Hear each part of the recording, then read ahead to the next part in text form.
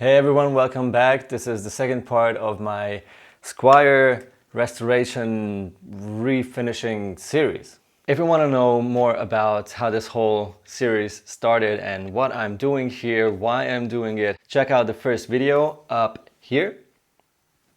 And also check out Andy Ferris's channel. It's called TheGuitarGeek. I will link his channel under this video. He started this whole thing. Basically, he borrowed my bass and secretly removed the finish on the body, which was a huge Kickstarter for me because I wanted to refinish this bass for a long time. I love it. Even though I'm a guitar player, I love basses. And especially this one, even though it's a SQUIER, it's not really expensive. It just has a very nice sound. So I thought I'll treat it right and I'll refinish it and make it pretty. In this video, I will refinish the headstock.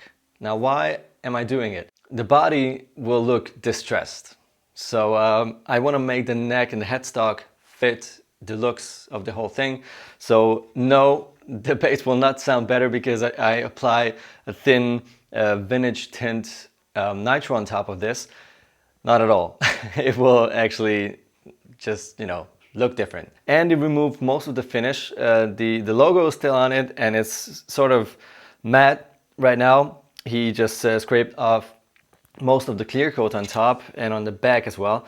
And he removed the finish on the back of the neck, which is awesome. I will need to obviously mask the whole fretboard and also mask those parts I don't want to finish because I don't want to scrape it off afterwards. Let's go.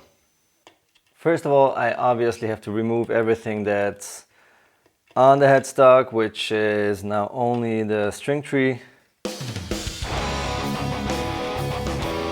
With that, I'm ready to sand the headstock. There are a few scratches on it, so I just want to make sure before I put on the finish that it's as perfect as possible.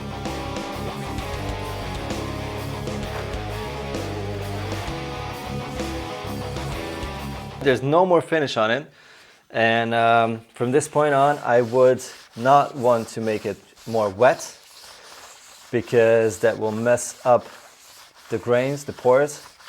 So I want to keep it dry. I just fill the grains. I have a really nice wood grain filler here, which is water-based. It dries really fast. And as soon as it's dry, you can sand it back to have this nice flat surface and you can apply your finish. I love this.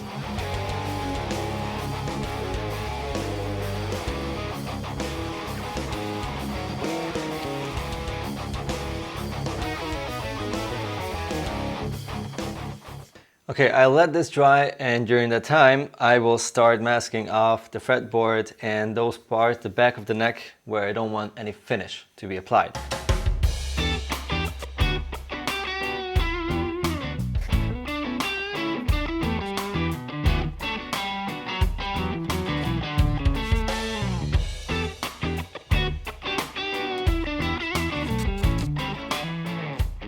I'm an idiot.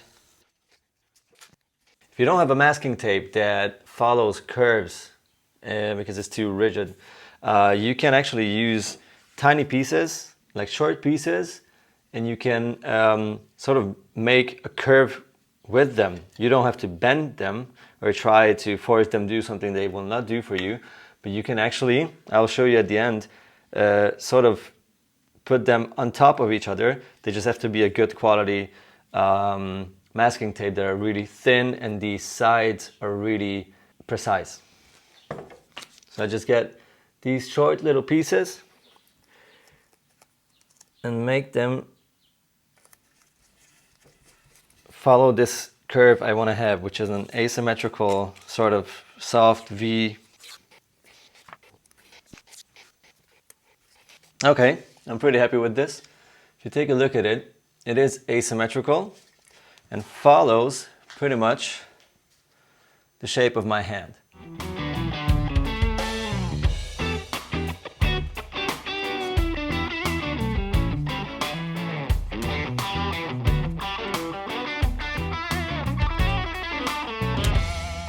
So down here in the neck, I didn't follow any rules. I just tried to imagine I'm playing here, you know, at the 12th fret, which is here, and trying to, you know, figure out where my fingers are and my hand. I was kind of seeing a very offset curve.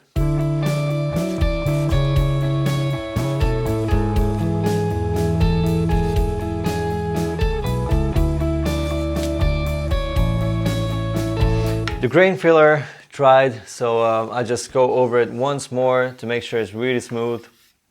And I will use a pretty fine 1500 or even an 1800 grit mash pad, and I will definitely sand wet.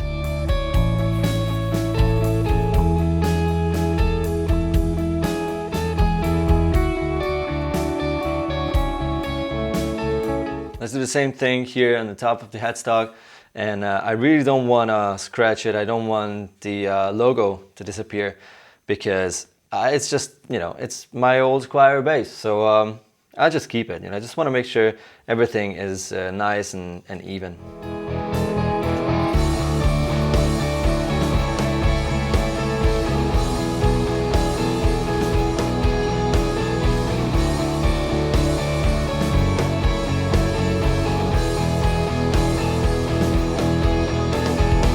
All right, this looks really promising. I covered everything with masking tape and the grains are filled, and I'm just ready to apply the Nitro. In case you decide to finish a guitar, especially Nitro, but basically all kinds of finishes and sprays and everything, these things are highly toxic. Make sure you have a proper mask, because otherwise you will harm yourself.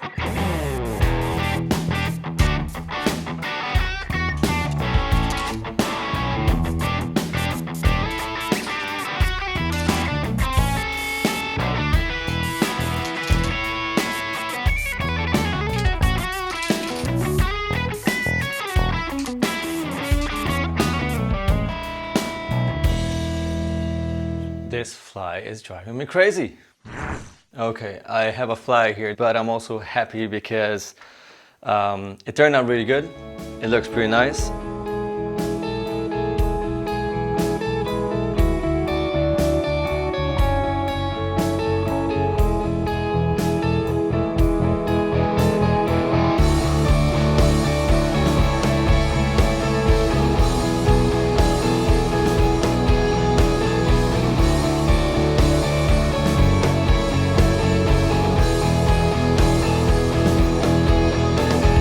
I will not touch it right now. It still needs to dry. It's been only 20 minutes since the Nitro is on it. So I will just let it dry for a couple of days. So after that, I'll just polish it and I'm pretty much finished. It is a slightly tinted Nitro finish, which is sort of like a vintage look. It's not really dark, as you see. It's not like it's like amber colored or something. I hope you can see it from reflections. But it's sort of like aged wood, I guess. I will probably round up the edges later on of the fretboard, because that's something I love about old guitars, especially like really old vintage guitars, is that whenever you touch them, these edges are so nice and comfy. So I will probably soften these edges later on, and I will definitely change the cheapo plastic nut, the stock nut, on the bass, so that will be probably like one of the last things I'll do.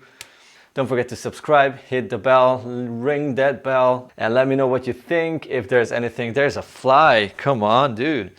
Let me know if there's anything you want to know and I forgot to mention it. I'm more than happy to you know, help out if I can. So take it easy. Cheers, until next time.